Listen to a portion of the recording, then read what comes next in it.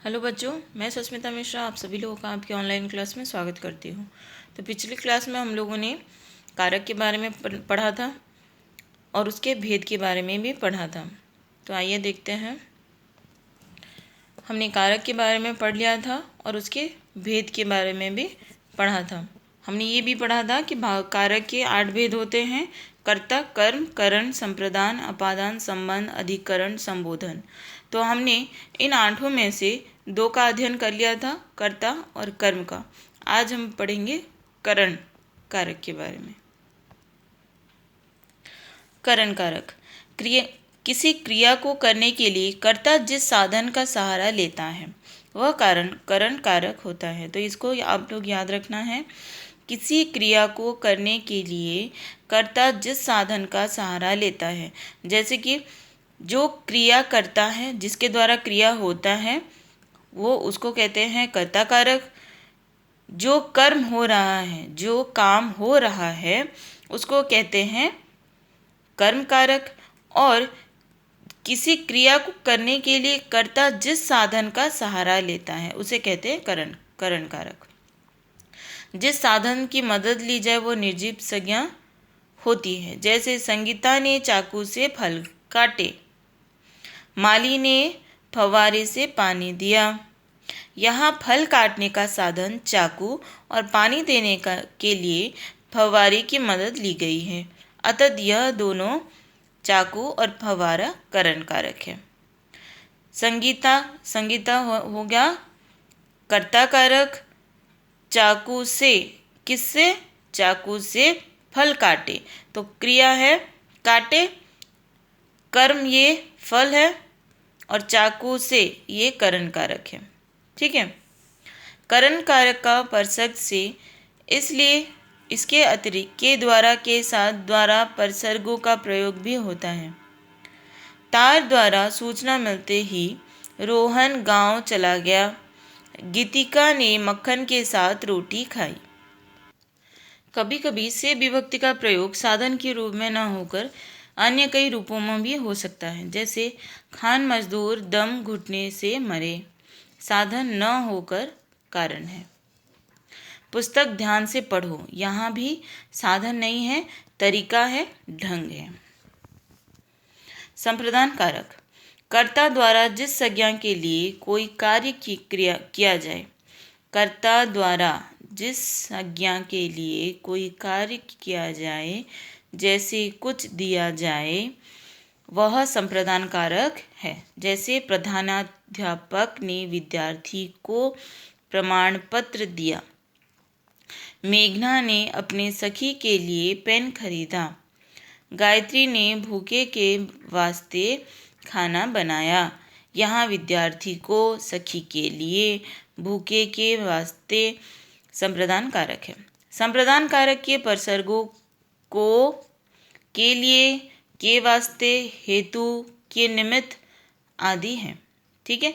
ये संप्रदान कारक, ये आपको याद रखना है कि संप्रदान कारक में कौन कौन से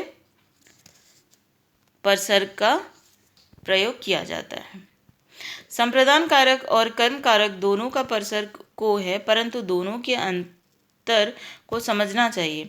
वाक्य में जिस संज्ञापद पर क्रिया का फल पड़ता है वो कर्म कारक होता है, जबकि संप्रदान कारक में के लिए, के वास्ते का भाव मुख्य रहता है, जो को, के लिए, के वास्ते के अर्थ में प्रयुक्त होता है, वह संप्रदान कारक है। विद्यालय में खेलने को मैदान नहीं है, खेलने के लिए, खेलने के वास्ते। वह पुस्तक शामली को दो, शामली के लिए, किसके लिए? शामली के लिए।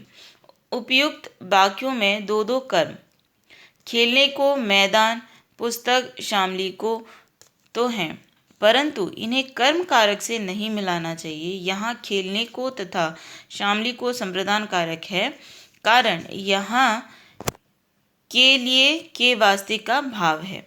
मैदान और पुस्तक कर्म कारक है, क्योंकि इन पर क्रिया का फल पड़ता है। यहाँ दो कर्म होने के कारण क्रिया दो द्विकर्मक होगी, परंतु कारक की दृष्टि से पहले वाक्य में कर्म कारक और दूसरे में संप्रदान कारक होगा। एक अन्य वाक्य देखिए, जैसे मेज पर पुस्तक रख दो।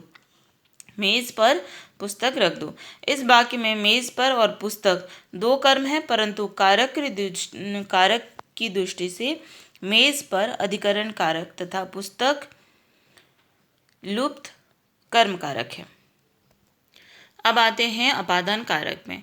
जिस शब्द से संज्ञा से अलग होने का भाव प्रकट हो वह अपादान कारक होता है। जैसे मोहन घर से चल पड़ा, पेड़ से आम गिरा। उपयुक्त वाक्य में घर से तथा पेड़ से अलग होने का भाव है, अतः अपादान कारक है। अपादान कारक का परसर्ग से है, हमेशा से। इसके अतिरिक्त जिन शब्दों से निकलना, सीखना, तुलना, घृणा, भय, ईर्ष्या, दूरी आदि का बोध हो वे भी अपादान कारक है। कुछ उदाहरण देखिए। स्निग्धा नेहा से अच्छी है, गंगा गोमुख से निकलती है, चोरी से घृणा करो, बच्चा आवाज से डर गया। तो यहाँ पे से परसर्ग का प्रयोग किया गया है।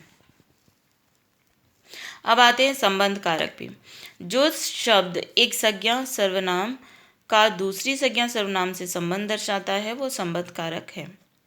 जैसे यह घर मेरा है, वर्षा में नीम का पेड़ हरा भरा हो गया। यहाँ मेरा नीम का शब्द संबंध कारक है क्योंकि इनका संबंध क्रमशः घर और पेड़ से है। संबंध कारक में का, के, की और रा, रे, री परसर्ग लगते हैं। तो ये आप लोगों को याद रखना है कि कौन से कारक में कौन कौन से अपसर्ग परसर्ग लग रहे हैं।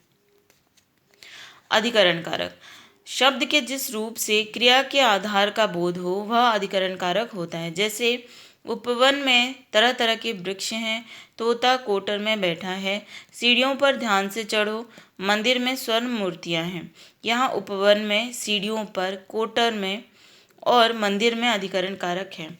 पर, में, पर आदि अधिकरण कारक के चिन्ह हैं। कई बार परसर्ग रहित कारक का प्रयोग भी होता है। जैसे उसके घर तरह तरह के फूल लगे हैं, तो घर में। तो यहाँ पे देखिए मैं और पद पर ये अधिकरण कारक के चिन्ह हैं। अब आते हैं संबोधन कारक पे। शब्द का वह रूप संबोधन कारक में होता है जिससे किसी को पुकारा जाए, बुलाया जाए। इसमें शब्द के पहले हे, अरे, ओ, अजी आदि का प्रयोग होता है। जैसे हे राम, बटुआ कहाँ गिर गया? अरे बेटा, पढ़ाई पर ध्यान देना चाहिए। बच्चों, सदा सच बोलो। संबोधन कारक में संज्ञा के बाद संबोधन चिन्ह लगाया जाता है। संबोधन में बच्चों, लड़कियों, स्त्रियों, पुरुषों जैसे शब्द का प्रयोग होता है। तो आज हमारा कारक भी खत्म होता है। हमने कारक का अध्ययन भी कर लिया है। तो आज चैप्टर नंबर 8 हमारा यहीं पे ख़त्म होता है। तो अगले क्लास में चैप्टर नंबर 8 का प्रश्नोत्तर करेंगे। Thank you.